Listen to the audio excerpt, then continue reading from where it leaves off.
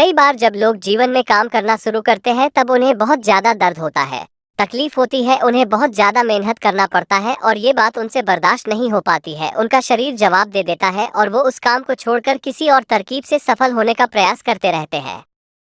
लेकिन याद रखिएगा, इस प्रकार से कोई भी व्यक्ति जीवन में सफल नहीं हो पाता है। याद रखिएगा कि सफलता का मार्ग मेहनत, दर्द और तकलीफ से होकर गुजरेगा और यह आपको सहना ही पड़ेगा, तो इसके लिए आप हमेशा तैयार रहिए।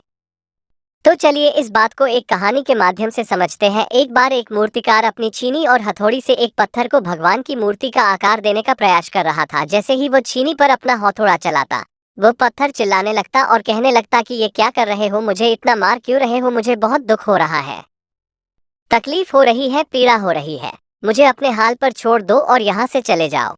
मूर्तिकार ने उस पत्थर से कहा, मुझे बहुत अच्छे से पता है कि तुम्हें बहुत ज्यादा दर्द हो रहा है, तकलीफ हो रही है और तुम बहुत ही ज्यादा पीड़ा में हो। लेकिन यदि आज तुमने इस दर्द को नहीं सहा, इस तकलीफ को नहीं सहा, तो जीवन भर तुम यही इसी प्रकार से पड़े रहोगे। लेकिन यदि आज तुमने इस दर्द को नहीं सहा, इस तकलीफ को नहीं सहा, तो जीवन भर तुम यही इसी प्रकार से पड़े रहोगे। मुझे पता है कि तुम में आगे बढ़ने की अपार संभावना है, तुम एक बहुत अच्छे पत्थर हो, लेकिन यदि तुम इसी प्रकार से रहोगे तो कभी भी आगे नहीं बढ़ पाओगे। इतना कहकर मूर्तिकार औजार उठाए ही थे कि पत्थर फिर से चिल्लाने लगा, गिड़गिड़ाने लगा, विनती करने लगा कि मुझे अपने हाल पर छोड़ दो। मुझे पता है कि जीवन के लिए कौन सी चीज सही है और कौन सी चीज गलत है। मुझे बहुत ज्यादा दर्द हो रहा है, अब मैं इस तकलीफ को बहुत ज्यादा नहीं सह सकता। मैं जिस हाल में जो उस हाल में छोड़कर मुझे तुम ये से चले जाओ। उस मूर्तिकार फिर से उस पत्थर को समझाने की कोशिश की, ज्यादा अधीर मत बनो और अपने सब्र को बनाए रखो थोड़ी देर और इस दर्द को सहो। यदि इस दर्द को सह लिया तो मैं भगवान की मूर्ति के रूप में तुम्हारी स्थापना करवाऊंगा और फिर दूर दूर से लोग तुम्हारी पूजा करने आएंगे और पंडित और लोग तुम्हारी सेवा करेंगे।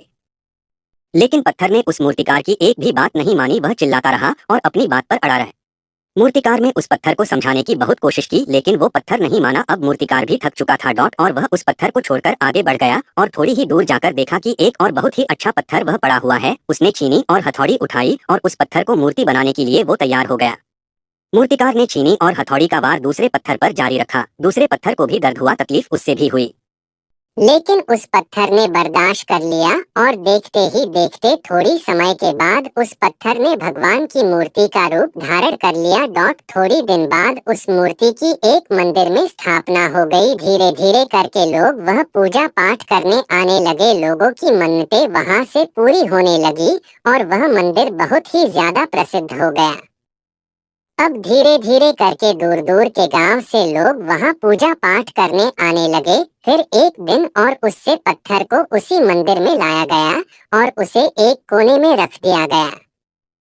अब लोग आते और उस पर नारियल फोड़ते। ये कोई और पत्थर नहीं बल्कि भी पत्थर था जिसने दर्द को नहीं सहा था। अब वो पत्थर मन ही मन बहुत ज्यादा पछता रहा था, दुखी हो रहा था और अपने आप से कह रहा था कि काश मैंने उस दिन उस दर्द को, उस तकलीफ को सह लिया होता तो आज लोग मेरी भी पूजा करते।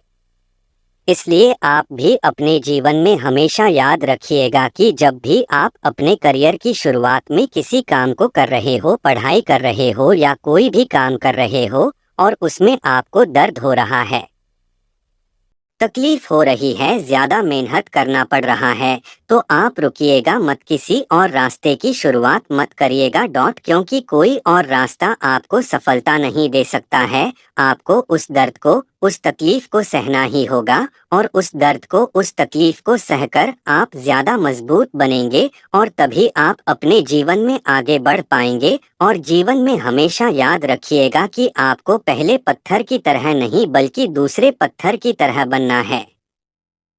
यदि ये कहानी आपको पसंद आई हो और इससे कोई सीख मिली हो तो अपने दोस्तों और अन्य लोगों के साथ शेयर जरूर करिएगा।